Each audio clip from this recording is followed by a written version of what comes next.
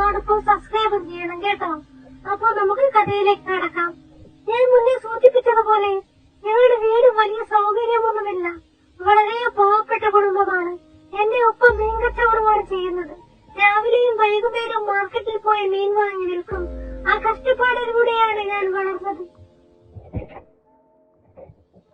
ഞങ്ങളുടെ വീടിന്റെ അവസ്ഥ പറഞ്ഞാൽ പലർക്കും വിശ്വസിക്കാൻ പോലും ബുദ്ധിമുട്ടാണ്.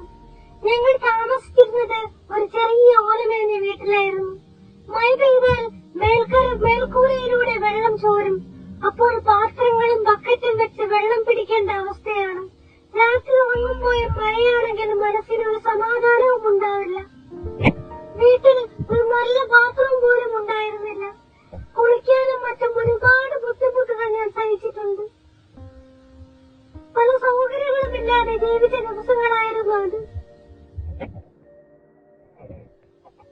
അന്നൊക്കെ എനിക്ക് അധികം ഡ്രസ്സുകളൊന്നും ഉണ്ടായിരുന്നില്ല. 2-3 ജോഡി ഡ്രസ്സ് മാറി മാറിയിട്ടാണ് ഞാൻ കോളേജിൽ പോയിരുന്നത്. പുതിയ ഡ്രസ്സ് വാങ്ങുന്നത് പെരുന്നാളിനോ അല്ലെങ്കിൽ മറ്റെന്തെങ്കിലും ഫംഗ്ഷനോ മാത്രമാണ്. ചിലപ്പോൾ കഴുകിയ ഡ്രസ്സ് ഉണങ്ങാൻ വൈകിയാൽ അത് തന്നെ വീണ്ടും ധരിക്കേണ്ട അവസ്ഥ.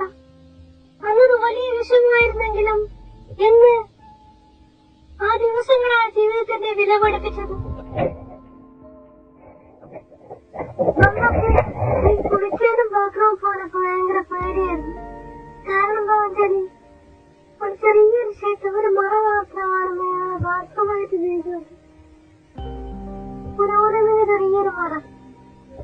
അതെന്ന് വെച്ചാല് പുറത്തുമാരെയും വന്മാരെയും അതിന്റെ മേൽഭാഗത്തിലൂടെ കാണാൻ പറ്റും.